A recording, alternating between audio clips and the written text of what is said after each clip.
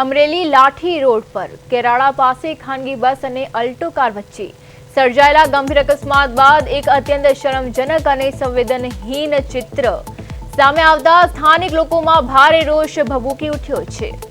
અકસ્માતમાં ભોગ બનેલા ત્રણ મૃતદેહોને પોસ્ટમોર્ટમ અને હોસ્પિટલ ખસેડવા માટે શવવાહિની ન મળતા આખરે મૃતદેહોને ટ્રેક્ટરમાં લઈ જવાની કમનસીબ ફરજ પડી હતી। વિકાસની મોટી વાતો વચ્ચે અમરેલી જિલ્લામાં બે સાંસદો હોવા છતાં લાઠી પંથક આજે પણ એક અદ્યતન શવવાહિનીની સુવિધાથી વંચિત છે।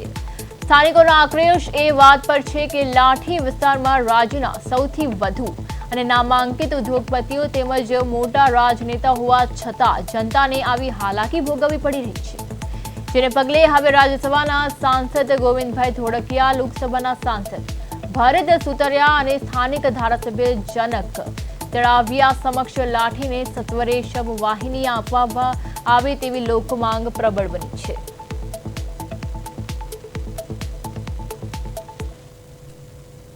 અંદર હજી સુવિધાઓની અંદર સિવિલ હોસ્પિટલમાં એક શવવાહિનીની ખાસ જરૂરિયાત છે, કારણ કે જ્યારે કોઈ પણ મૃત્યુનો બનાવ બને છે, અકસ્માતથી મૃત્યુ હોય કે સિવિલ હોસ્પિટલમાં કોઈ મૃત્યુનો બનાવ બને છે, ત્યારે ડેડ બોડીને ઘરે પહોંચાડવા માટે ઘણી બધી અગવડતાઓ થાય છે।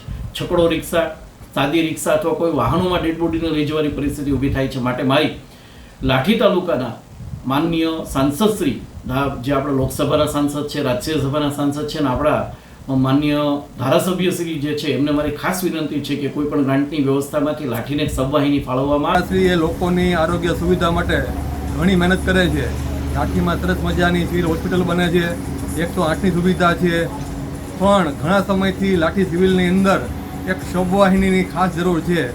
જ્યારે રોડ ઉપરના કોઈ પણ એવા એક્સિડન્ટ બને અને એના ડેડ બોડી જ્યારે લાવવાના થાય છે, ત્યારે એ ડેડ બોડી લાવવા માટે શવવાહિની મળતી નથી અને કોઈ પણ એવા વાહનમાં કે ટ્રેક્ટરમાં લાવવા પડે છે।